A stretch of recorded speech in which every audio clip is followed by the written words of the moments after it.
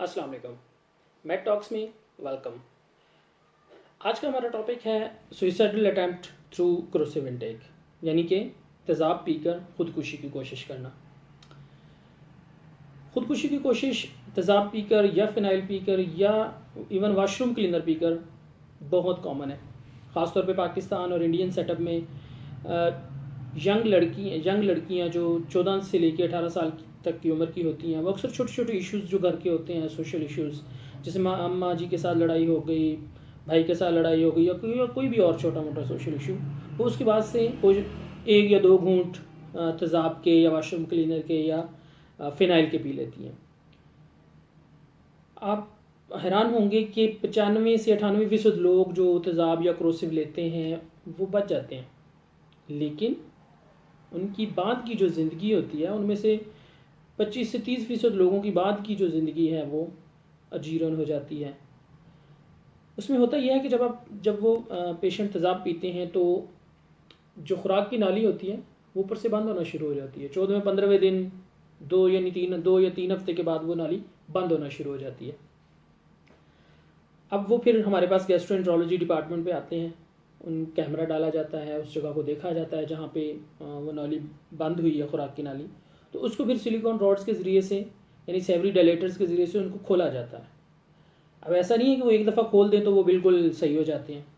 اس کے لیے پھر دوبارہ 5ویں 6 دن ان کا کھانا پینا پھر بند ہونا شروع ہو جاتا ہے، اور 2 سے 3 ہفتے میں وہ پھر دوبارہ آتے ہیں۔ پھر اسی طرح سے ان کا رستہ جو ہے وہ ڈائلیٹرز یعنی سیوری ڈائلیٹرز یعنی وہ راڈس کے ذریعے سے کھولا جاتا ہے،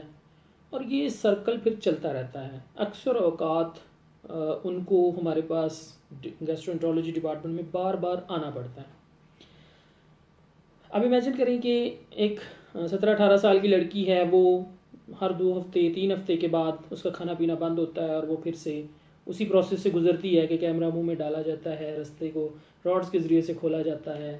تو ایک پروسیجر بھی کوئی اتنا آسان نہیں ہے بیئر کرنا۔ ایک تو اس کی تکلیف، دوسرا ان کا وزن کم ہونا شروع ہو جاتا ہے، جسم میں نمکیات کی، پروٹینز، وائٹامنز، ان سب چیزوں کی کمی ہونا شروع ہو جاتی ہے، وزن کم ہونا شروع ہو جاتا ہے، لک، انسان کی جو قدرت نے ایک لک بنائی ہے وہ خراب ہونا شروع ہو جاتی ہے۔ تو یہ سارے ایشوز ملا کے، اور اوپر سے ہر 2 ہفتے کے بعد ہاسپٹل میں آنا، پیرنٹس کے لیے علیحدہ سے ایشوز، ظاہر بات ہے پیرنٹس کو ہی ساتھ آنا پڑتا ہے ان سب مسائل میں۔ تو یہ ان کا جو سلسلہ ہے یہ چلتا رہتا ہے، اور ہم نے اکثر دیکھا ہے کہ ہمارے ڈپارٹمنٹ میں 5 6 سے 10 سال تک بھی لوگ کی لڑکیاں اتنے عرصے سے بھی، اور وہ ہنڈریڈز آف ٹائمز یہ جو پروسیجر ہے یہ کروا چکی ہیں، اور وہ بار بار آتی ہیں۔ اب اس دوران بھی خدا نخواستہ کمپلیکیشن ہونے کا، پیچیدگی ہونے کا بڑا چانس ہوتا ہے کہ جب ہم وہ کیمرہ ڈالتے ہیں، راڈ ڈالتے ہیں، تو بعض اوقات یہ خوراک کی نالی جو ہے یہ پھٹ بھی جاتی ہے، تو اس کے لیے پھر یہاں سے جو ہے تھریسک سرجری کرنی پڑتی ہے، یہاں سے کھول کے اس کو پھر ایسوفیگس جو ہوتی ہے، یعنی خوراک کی نالی جو ہوتی ہے، اس کو اس حصے کو کاٹا جاتا ہے اور اس کو دوبارہ جوڑا جاتا ہے۔ تو بات کرنے کا مقصد یہ ہے کہ تیزاب، فینائل یا واش روم کلینر یہ پینے سے زندگی کو تو خطرہ اتنا نہیں ہوتا شاید، لیکن اس سارے پروسیس کے بعد جو زندگی جس طرح کی گزرتی ہے وہ میزریبل ہے۔ وہ کنڈیشنز یا تو ڈاکٹرز کو پتہ ہوتی ہیں یا ان پیشنٹس کو پتہ ہوتی ہیں جن پہ یہ سب گزر رہی ہوتی ہے۔ اس لیے پیرنٹس سے یہ ریکویسٹ ہے کہ کوشش کریں کہ جو آپ کے ٹین ایج بچے ہوتے ہیں، جیسے 12 سے لے کے 17-18 سال کی جو ایج ہوتی ہے، یہ ایموشنل ایج ہوتی ہے، یہ جذباتی عمر ہوتی ہے۔ اس میں کوشش کریں ان کے ساتھ نرمی کا برتاؤ رکھیں۔ اگر کوئی چھوٹی موٹی بات ہو بھی جاتی ہے تو اس کو برداشت کریں، ان کو بٹھا کے آرام سے سمجھائیں،